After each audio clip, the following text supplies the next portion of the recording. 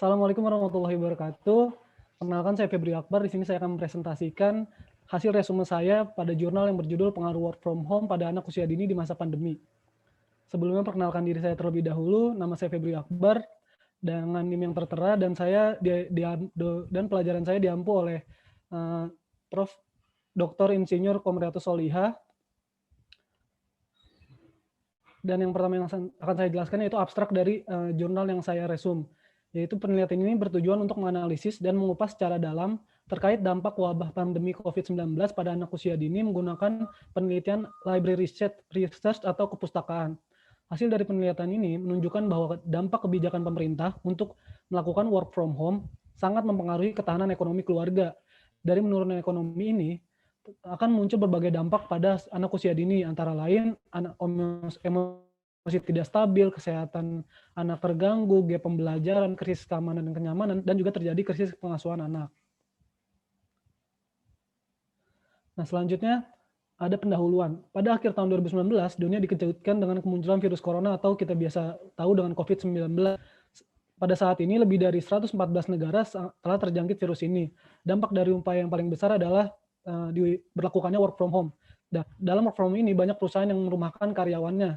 Dan jika pekerja tersebut memiliki anak usia dini, tentunya akan berdampak pada anak tersebut. Dalam kajian quantum learning, semua anak harus hidup dengan kebahagiaan, maka pembelajaran harus menyenangkan.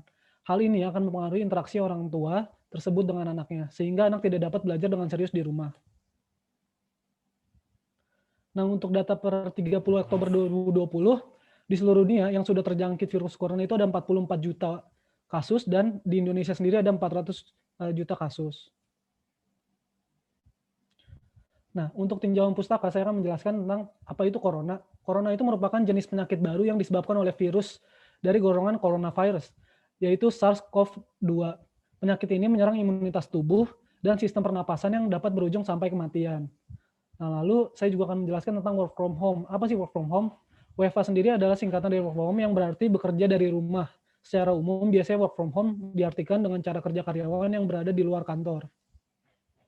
Nah, untuk selanjutnya yaitu adalah tentang kesehatan mental. Nah, kesehatan mental ini adalah kondisi ketika batin kita berada dalam keadaan tentram dan tenang, sehingga memungkinkan kita untuk menikmati kehidupan sehari-hari dan menghargai orang lain di sekitar. Nah, untuk pembahasannya sendiri, dari pemberlakuan work from home itu dapat menimbulkan beberapa dampak pada anak usia dini. Yang pertama itu adalah emosi anak yang tidak stabil. Karena kebosanan yang timbul dari belajar di rumah dan rutinitas yang terus-menerus dilakukan yang tidak berganti, maka anak ini menjadi tidak stabil emosinya.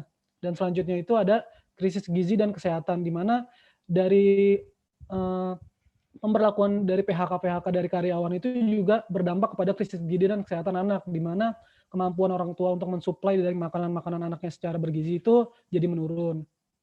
Nah, selanjutnya ada gap pembelajaran, di mana seperti yang kita ketahui, belajar secara offline dan online itu sangat berbeda dampak yang ditimbulkan.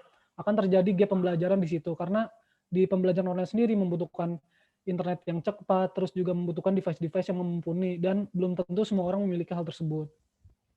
Lalu selanjutnya itu adalah krisis keamanan dan kenyamanan.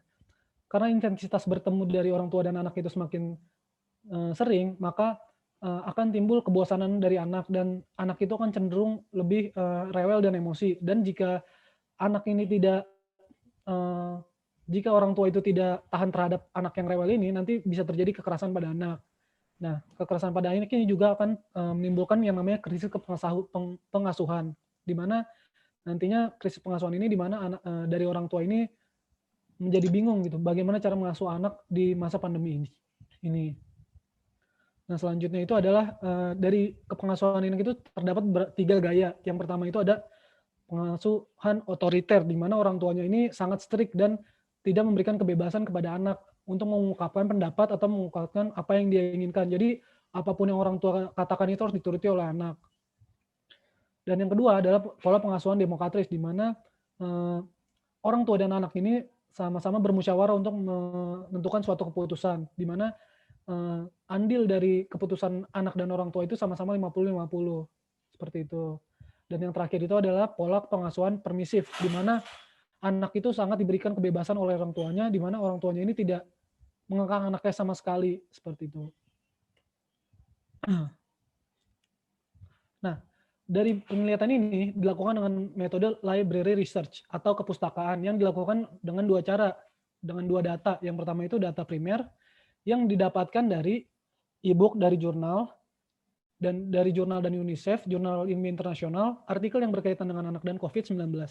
Dan yang kedua adalah data sekunder. Dan data sekunder ini didapatkan dari berita-berita terupdate yang berkaitan dengan COVID-19 untuk nantinya dijadikan dasar penelitian dan dasar kajian dari penelitian ini.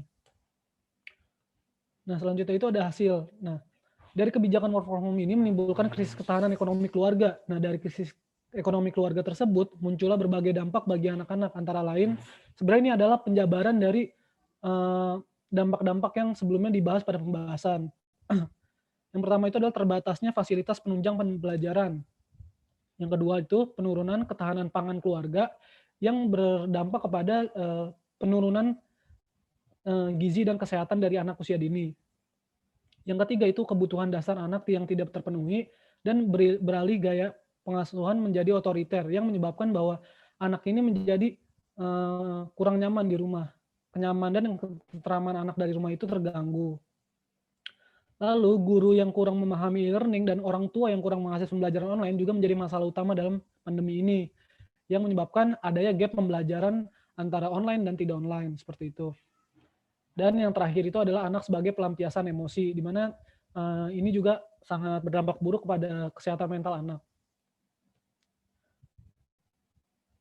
Ya mungkin sekian presentasi dari saya. Jika ada pertanyaan yang ingin disampaikan, boleh hubungi saya melalui email, melalui febrio.akbar@gmail.com. Terima kasih. Assalamualaikum warahmatullahi wabarakatuh.